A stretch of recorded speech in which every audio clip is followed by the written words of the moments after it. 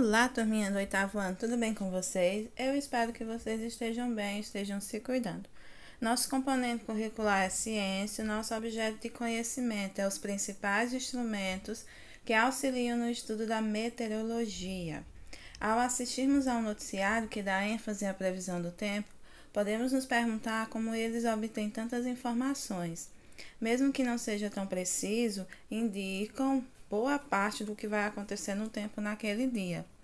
O estudo do tempo é feito através de instrumentos que auxiliam na condução da análise da atmosfera. Agora nós vamos ver mais detalhadamente cada um desses instrumentos meteorológicos, ok? Bem, quais são os mais conhecidos? Eu vou falar aqui para vocês um pouquinho de cada um. O termômetro, que mede a temperatura ambiental, que a gente conhece muito bem, né? Temos também, esse que vocês podem ver, é o barômetro, que mede a pressão atmosférica. Aqui é o pluviômetro, que mede a quantidade de água de chuva que caiu, assim que eles sabem. Também existe esse aqui, é chamado de higrômetro, que vai medir a umidade do ar. Tem também esse, que é o balão meteorológico usado para o transporte de uma sonda, que mede a pressão atmosférica e a umidade relativa do ar, como vocês podem ver a sonda. A biruta, que indica a direção do vento.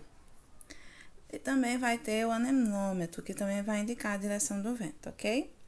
Então, existem outros métodos, outros elementos que podem ser utilizados para análise meteorológica. Nós vamos começar pelas nuvens.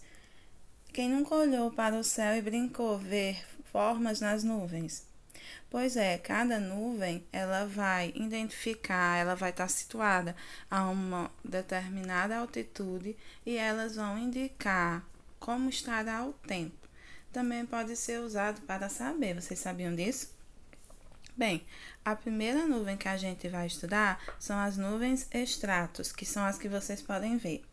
Podendo ser um sinal de chuvas, essas nuvens baixas e cinzentas se assemelham a um nevoeiro e se formam entre 250 e 500 metros de altitude. Receberam a denominação de estratos por serem várias nuvens distribuídas em camadas, umas sobre as outras. As cúmulos, que são as nuvens brancas, geralmente com contorno bem definido e colocação bem branca. Quando iluminadas pelo sol, provocam leves chuvas em forma de pancadas. São formadas entre 2.000 e 8.000 metros de altitude e sua presença costuma ser sinal de tempo ensolarado. É a da nossa região, né? As nuvens nimbus, que são nuvens mais alongadas, de coloração cinza escuro, que se formam entre 500 e 2.000 metros de altitude, podendo cobrir todo o céu. Sua presença representa normalmente um dia de chuva. São aquelas nuvens quando está bem nublado o tempo.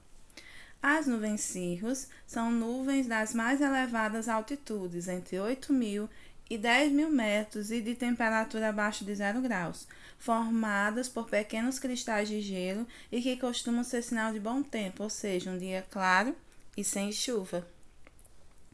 As massas de ar correspondem a imensas camadas de ar que possuem condições internas de temperatura, pressão e umidade, se estendendo por até milhares de quilômetros por hora, por quilômetros na atmosfera. O local de formação dessas massas é chamada de região de origem. Irá determinar suas características, se são frias ou se são massas de ar quente, ok? As massas de ar frio são oriundas das regiões polares e seguem em direção à linha do Equador. Se uma, por exemplo, for formada na Antártica, apresentará condições típicas dessa região: baixa temperatura, alta pressão e pouca umidade. Agora nós vamos ver também em relação à frente fria. Mas o que são frentes frias e frentes quentes? Possivelmente você já ouviu a previsão do tempo em telejornais e não raras vezes já escutou frases do tipo: uma frente fria chegará na cidade nos próximos dias e causará queda de temperatura. Mas você já se perguntou o que são essas frentes de ar? As frentes, elas acontecem quando há o encontro de duas massas de ar diferentes, temperaturas diferentes e são os principais agentes de alteração do tempo em determinado continente ou região. A frente fria ocorre quando uma massa de ar frio se encontra com uma massa de ar quente. Observa-se inicialmente o aparecimento de uma névoa, seguida de nuvens baixas e cinzentas, com chuvas intensas e, por último, após as chuvas, vento suave e ar frio. A frente quente é o contrário da frente fria. Acontece quando uma massa de ar quente se encontra com uma massa de ar frio. Observamos nuvens altas em forma de cirros e cinzentas em forma de estratos e nimbos, acompanhadas normalmente de chuva. Então, a nossa videoaula vai ficando por aqui.